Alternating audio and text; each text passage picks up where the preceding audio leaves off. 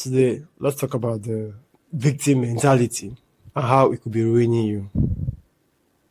So, a quick one. I was born into a family of four boys.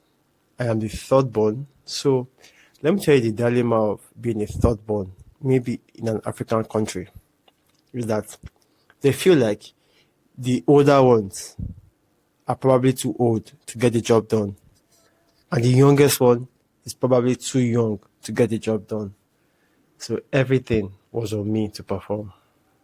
And looking back at a lot of my images, my pictures, I could tell that I was almost always angry, angry all of the time. So I kept on wondering, what was the cause of my anger? Looking back, I really couldn't tell, but I could tell that I felt like a victim. I felt like nobody wanted me, basically. They only needed me for some errands to what they could use me to get done. I kept on giving excuses, just becoming angry, just being bitter, basically, just being aggressive. Now, it took me a lot of things to bounce me back, and it took about three suspensions, three high schools.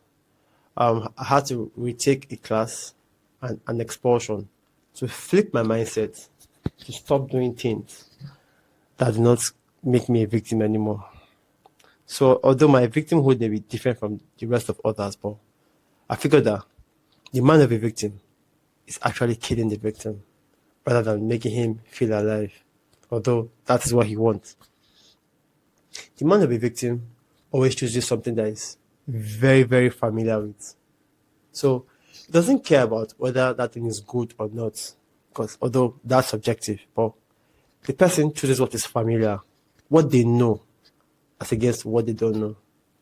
So you notice this thing out there where people literally would leave an abusive relationship just to go into another one. I discovered recently that I've been dealing with different kinds of women, and I will tell you for sure that when you become a man that is on his game, for some strange reasons, women you get to notice that you're attracting different kinds of women, and you get to see that a lot of women have insecurities because they are afraid of losing you. And that's a talk for another day. However, the mind of a victim is always saying, "Why me?" It's always thinking that everything happens against him or her. He never ever focuses on what he can do to change the situation. He always thinks that it's the personal circumstances. His environment can dictate his future. Now, I was born into a slightly privileged home, middle class, upper middle class, basically. And I may not entirely be the best to create this topic, but my dad used to tell me about the kind of poverty he grew out of, just to make sure that he put me in a certain situation. But mind you, one thing I can tell you is that despite the fact that I was born into a middle class, I had some level of poverty mentality in me. And growing up and looking back, where did it come from? It came from them. Despite the fact that they had sort of escaped some level of poverty, it's almost like it came back to hurt them. It came back to hurt them, or they had that same identity, and it's kind of like rubbed off on the kids. But I'm grateful that we're slowly breaking the way out of it, if not breaking it out completely. So, somebody who's a victim will see the world as happening against him. Somebody who's a victim will assume that whatever deck is handed in life is what he has to do, is the only thing he has left in his entire life. And if you look at the causes, different causes, like I said, life circumstances, environment being born into born. So many people who count themselves as victims, they start with, more often than not, start with some form of trauma. They start with some form of trauma. And this trauma causes them to have stories, some stories in their head. The stories may not be true, but they believe it. So, for example, you have a child who was barely picked up What I mean barely picked up is at a certain age, the parents refuse to pick him up anymore. Now that child can grow up and say he's not loved by his parents because he can see other parents picking up their kids. However, if that parent kept on telling the child that, get up, walk, I'm here for you, but I am not going to pick you up. I want you to walk. The story in his head will be different. Despite the fact that the actions were slightly the same, not picking the child up. So it starts with trauma. Then it's reinforced by the stories in our head. And the stories in our head kind of shape the identity that we carry on through life. Now, the worst part is people, people that we often interact with, people who I would say, I call them well wishers. They would see that story in our head and kind of reinforce the story because they don't want to hurt our ego. They don't want to hurt our ego. They say, oh, it's not your fault. But if it's not your fault, what that means is you see no need to change it. And if you see no need to change it, then you are helpless.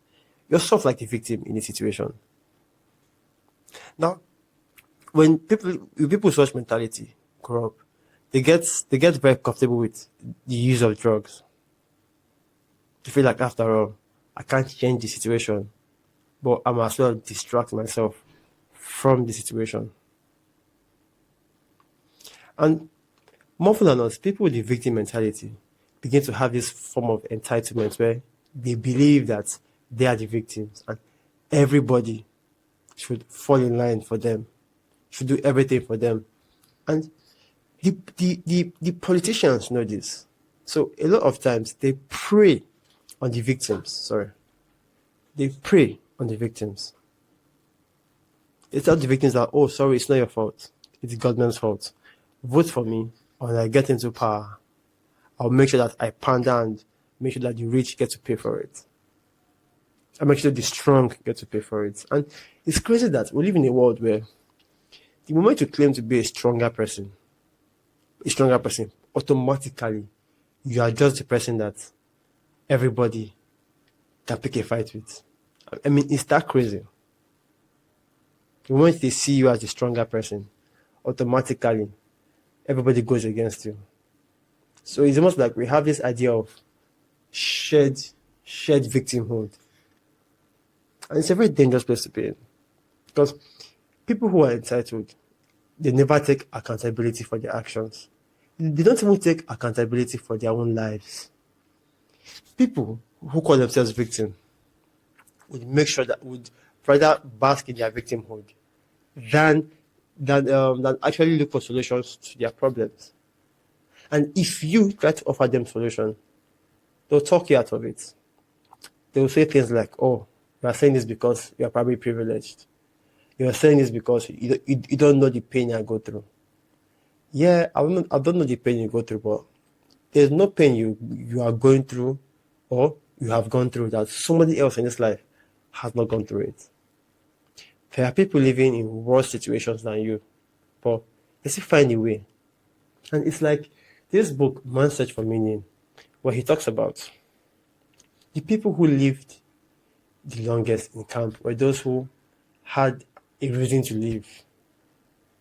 They were in the prison camp, but regardless, they did not feel like victims. Yeah, their current situations were not the best, but they felt like tomorrow might be different. I can't wait to see my younger one. I can't wait to see my loved one when we get out of here. And those are people who are physically in victimhood, but no. People who are victims, they constantly bask in some idea of frustration. They're always sad.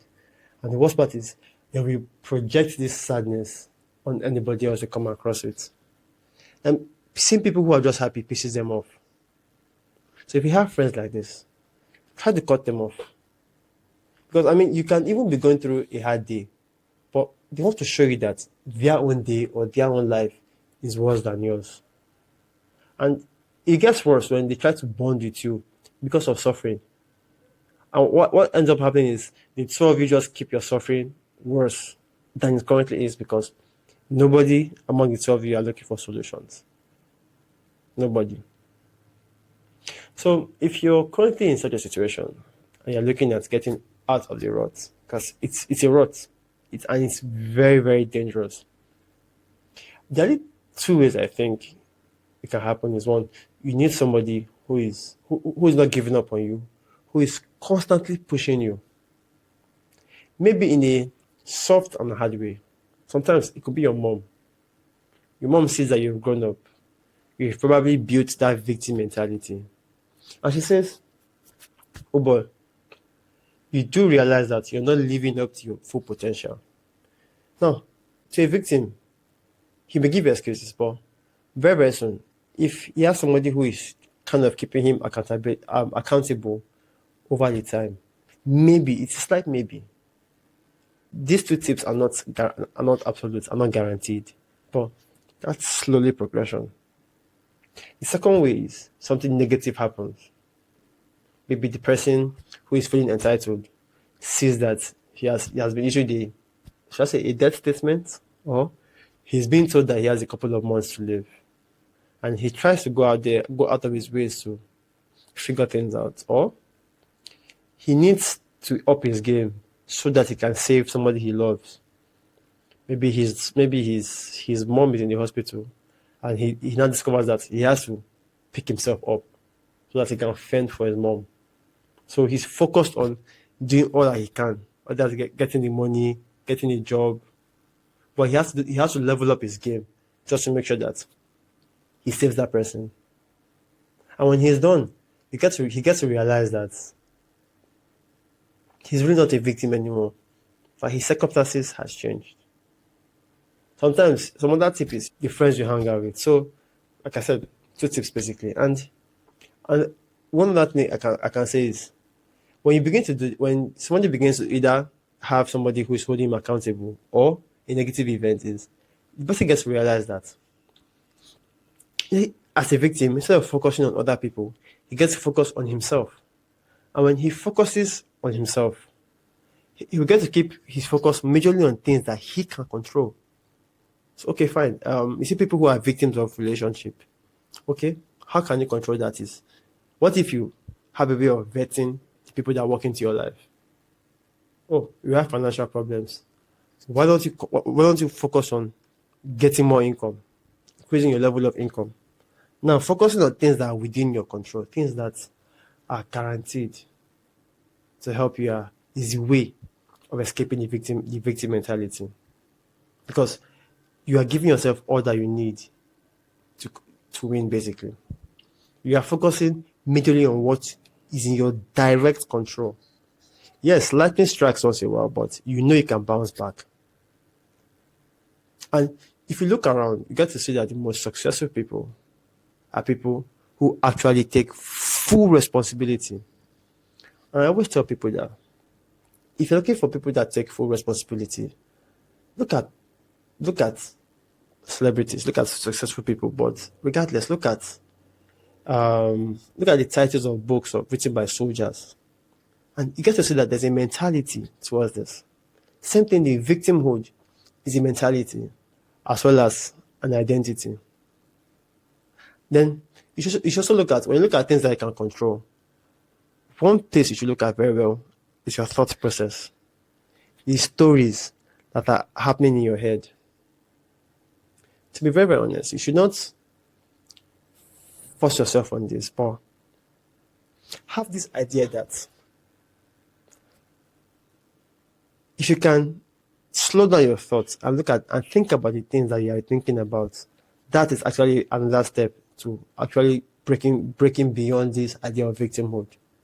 So one habit that can help you, two habits that can get you there is meditation and journaling. When you meditate, you got to separate yourself, the true you, from the thoughts you're having. Then when you journal, same thing, you slow down your thoughts.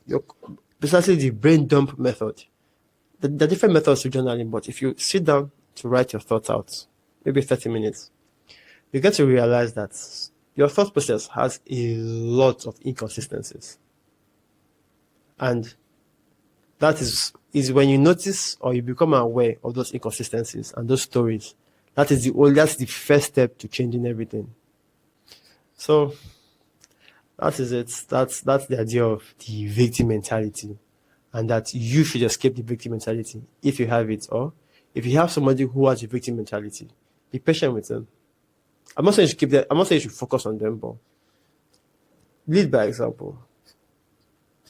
Be patient with them, or just wait for something negative to happen, and be there to assist them when they need that help, of standing up, of telling the child that you can get up. It's not like your parents don't love you for not picking you up, but they want you to get up.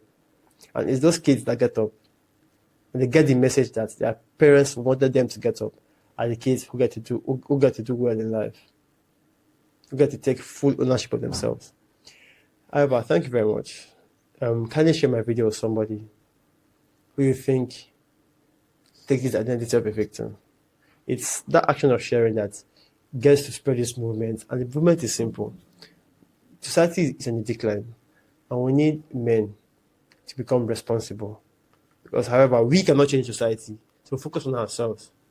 If we can become responsible for ourselves first, and responsible for those who are close to us or who are in our care, we feel that that is the first step towards fixing society's problems.